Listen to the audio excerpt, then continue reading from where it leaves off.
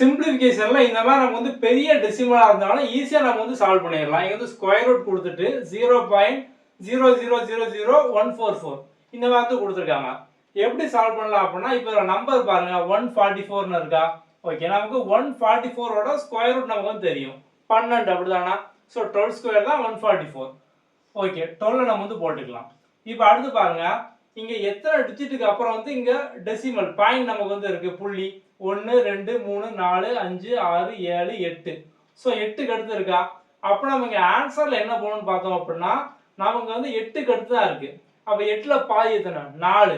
நம்ம 4 டிஜிட்டுக்கு அப்புறம் ஒரு புள்ளி வைக்கணும் 1 2 3 4. ஸோ 4க்கு அப்புறம் அப்போ நம்ம இங்க வந்து ஒரு பாயிண்ட் வைக்கணும். ஸோ இப்போ ஆன்சரு 0.0012 அவ்வளோதான், சிம்பிள். ஸோ ஜஸ்ட் அந்த ஆன்சர் என்னவோ அதை நம்ம வந்து முதல்ல போட்டுட்டு இங்க எவ்வளோ தள்ளி டெசிமல் இருக்கோ அதில் நம்ம வந்து பாதியா போட்டோம் அப்படின்னா இதான் ஆன்சர், அவ்வளோதான், சிம்பிள். இப்போ இதை நீங்க வந்து சால்வ் பண்ணுங்க. 0.0169 என்ன அப்படியே கீழே கமெண்ட்ல போடுங்க.